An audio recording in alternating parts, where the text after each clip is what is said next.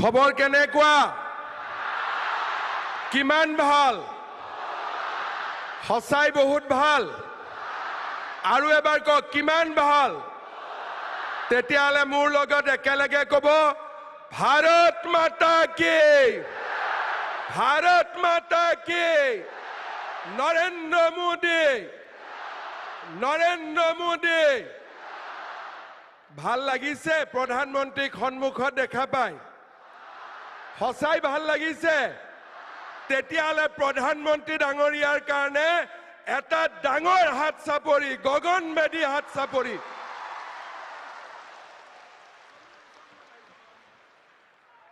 প্ৰধানমন্ত্ৰী ডাঙৰীয়াৰ উপস্থিতিয়ে আজি আমাক সকলোকে আনন্দিত কৰিছে আজিৰ সভাত আমাৰ মাজত উপস্থিত ভাৰতৰ সন্মানীয় প্ৰধানমন্ত্ৰী শ্ৰী নৰেন্দ্ৰ মোদী ডাঙৰীয়া অসমৰ ৰাজ্যপাল শ্ৰী লক্ষ্মণ প্ৰসাদ আচাৰ্য ডাঙৰীয়া কেন্দ্ৰীয় মন্ত্ৰী সৰ্বানন্দ সোণোৱাল ডাঙৰীয়া ৰাজ্যিক কেন্দ্ৰীয় মন্ত্ৰী পবিত্ৰ মাৰ্ঘেৰিটা ডাঙৰীয়া আমাৰ মন্ত্ৰীসভাৰ সদস্য অতুল বৰা ডাঙৰীয়া চৰণ বড়ো ডাঙৰীয়া কৃষ্ণেন্দু পাল ডাঙৰীয়া কলিয়াবৰৰ বিধায়ক মন্ত্ৰী কেশৱ মহন্ত ডাঙৰীয়া সংসদ কামাখ্যা প্ৰসাদ তাছা ডাঙৰীয়া দিলীপ শইকীয়া ডাঙৰীয়া বিধায়ক দীপ্লু ৰঞ্জন শৰ্মা ডাঙৰীয়া আৰু মোৰ অতিকে সন্মানৰ ৰাইজ আই মাতৃসকল আৰু যুৱক যুৱতী বন্ধু বান্ধৱীসকল আজি এখন নতুন অসম নিৰ্মাণৰ আধুনিক অসমৰ নিৰ্মাণৰ দিশত আমি এটা মাইলৰ খুঁটাত উপনীত হৈছোঁ আমি অসমবাসীয়ে কেতিয়াও কল্পনা কৰিব পৰা নাছিলোঁ যে কাজিৰঙাৰ বন্য জীৱ জন্তুক ৰক্ষা কৰিবলৈ কোনোবা এজন প্ৰধানমন্ত্ৰীয়ে অসমক ৩৪ কিলোমিটাৰ দীঘল ফ্লাইঅভাৰৰ অনুমোদন কৰিব আমাক ৭,০০০ কোটি টকা দিব আজিৰ দৰে প্ৰকল্প যাক আমি অসমীয়াই কেতিয়াও কল্পনা কৰিব পৰা নাছিলোঁ সেই প্ৰকল্প প্ৰধানমন্ত্ৰী ডাঙৰীয়াই অসমবাসীক উপহাৰ দিবলৈ এই কলিয়াবৰত উপস্থিত হৈছে কলিয়াবৰৰ নাম লওঁতে মনলৈ আহে যে যেতিয়া ভগৱান কৃষ্ণই ৰুক্মিণীক গুজৰাটৰ দ্বাৰিকালৈ লৈ গৈছিলে এই কলিয়াবৰতে জিৰণি লৈছিলে আজি অসম আৰু গুজৰাটৰ মাজত থকা এই ঐতিহাসিক সম্বন্ধক পুনৰ এবাৰ প্ৰতিষ্ঠা কৰিবলৈ প্ৰধানমন্ত্ৰী নৰেন্দ্ৰ মোদী ডাঙৰীয়া এই কলিয়াবৰৰ পবিত্ৰ ভূমিত আহি উপস্থিত হৈছে এয়া আমাৰ বাবে গৌৰৱৰ বতৰা যোৱাকালি প্ৰধানমন্ত্ৰী ডাঙৰীয়াৰ উপস্থিতিত সৰু সজাইত ১০,০০০তকৈও অধিক যুৱক যুৱতীয়ে বাগৰুম্বা প্ৰদৰ্শন কৰি অসমৰ কলা কৃষ্টি সংস্কৃতিক বিশ্ব দৰবাৰলৈ লৈ গ'ল আজি আমি অসমীয়া এতিয়া আমি সাহসী অসমীয়া এতিয়া আমি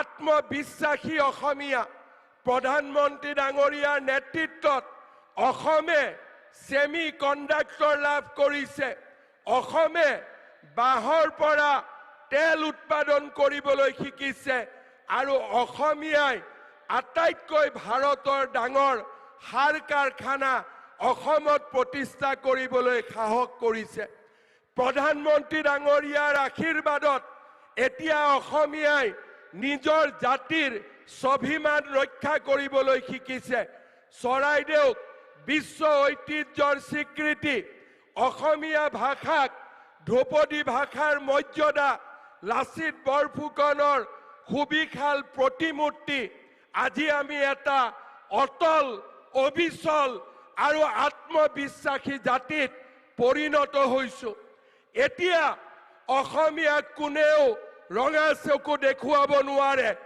অসমীয়াক যদি কোনোবাই ৰঙা চকু দেখুৱাবলৈ চেষ্টা কৰে তেনে ব্যক্তিক আমি যেনেকৈ 1.5 লাখ ভিঙা ভূমিৰ পৰা উচ্ছেদ কৰিছো। আমি তেনেকৈ অসমীয়াই মৰণপণ যুঁজ দিবলৈ সাজু হৈছো। আজি অসমত পৰিৱৰ্তন হৈছে।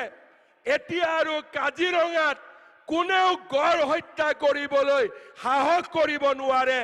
আজি মোদী ডাঙৰীয়াৰ নেতৃত্বত আজি অসমীয়াই আত্মবিশ্বাসী হৈছে। শ্ৰদ্ধা ৰাইজ, এই 7,000 কোটি টকাৰ বিশাল এলিভেটেড কৰিডৰে যোৰহাট আৰু গুৱাহাটীৰ মাজত দূৰত্ব, গোলাঘাট আৰু গুৱাহাটীৰ মাজত দূৰত্ব 1 ঘণ্টা সময় কমাই পেলাব। ইজনক সিজনৰ ওচৰ চপাই লৈ যাব। এখন শক্তিশালী আমি অসম নিৰ্মাণ কৰিবলৈ সাহস পাম। যোৱাকালি কংগ্ৰেছ দলৰ এজন সাংসদে এই এলিভেটেড কৰিডৰক বিৰোধিতা কৰিছে। মই কংগ্ৰেছ দলৰ এই সাংসদ গৌৰৱ গগৈ ডাঙৰীয়াক ক'ব খোজো, আপুনি বিৰোধিতা কৰি থাকক, কিন্তু অসমে সপোন দেখিছে আকাশ চোৱাৰ, আৰু অসমে আকাশ চুবই। এই কথা মই আপোনাক স্পষ্টভাৱে ক'ব বিচাৰো। আজি অসমীয়াই কোনো পাকিস্তানৰ এজেণ্টৰ ওচৰত আত্মসমৰ্পণ নকৰে। আজি অসমীয়াই কোনো অচিনাকি মানুহৰ ওচৰত আত্মসমৰ্পণ নকৰে। অসমীয়াই অচিনাকি মানুহৰ মাটি উচ্ছেদ কৰি বটদ্ৰৱা থানত শংকৰদেৱৰ আবিৰ্ভাৱ ক্ষেত্ৰ নিৰ্মাণ কৰিছে। কাজিৰঙাত আজি অচিনাকি মানুহক উচ্ছেদ কৰি আমি এলিভেটেড কৰিডৰ নিৰ্মাণ কৰিম। এয়া হৈছে নতুন অসমৰ স্বপ্ন, এয়া হৈছে নতুন অসমৰ দিগন্ত। আৰু সেইবাবে আমি সকলোৱে আজি মোদী ডাঙৰীয়াৰ নেতৃত্বত আত্মবিশ্বাসী, অটল আৰু আমি অবিচল যে আমি অসমক নতুনকৈ নিৰ্মাণ কৰিম। ভাৰতবৰ্ষৰ ভিতৰতে সৰ্বশ্ৰেষ্ঠ ৰাজ্য হিচাপে আমি অসমক প্ৰতিষ্ঠা কৰিম। শ্ৰদ্ধা ৰাইজ, যোৱাকালি প্ৰধানমন্ত্ৰী ডাঙৰীয়াই অসমক আৰু এটা উপহাৰ দিলে। বন্দে ভাৰতৰ স্লিপাৰ ট্ৰেইন প্ৰথমবাৰৰ বাবে দেশত আজি আৰম্ভ কৰা হৈছে, আৰু গুৱাহাটী কলিকতাৰ মাজত ইয়াক প্ৰথমবাৰৰ বাবে ৰূপায়ণ কৰা হৈছে। যোৱাকালি প্ৰধানমন্ত্ৰী ডাঙৰীয়াই এই ৰেলৰ সূচনা কৰিছে। আজি আমি এই পবিত্ৰ মঞ্চৰ পৰাই আৰু এবাৰ নতুনকৈ 2খন ৰেলৰ উদ্ঘাটন দেখা পাম।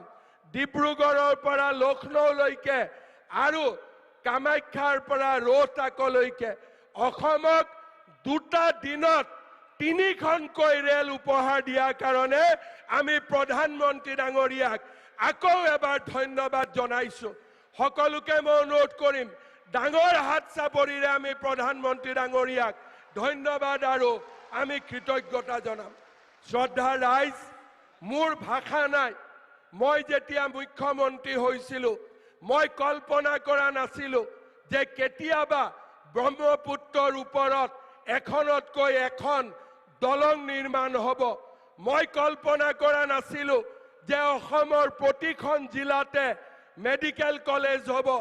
মই কল্পনা কৰা নাছিলো যে অসমৰ প্ৰতিখন জিলাতে বিশ্ববিদ্যালয় হ'ব।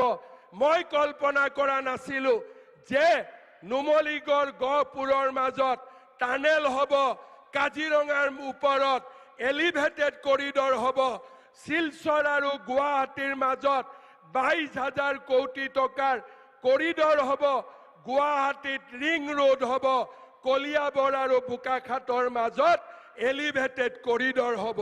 মা কামাখ্যা, মহাপুৰুষ শ্ৰীমন্ত শংকৰদেৱ আৰু অসমীয়া ৰাইজৰ আশীৰ্বাদত আজি আমি অসমখনক এক নতুন দিগন্তলৈ লৈ গৈছো।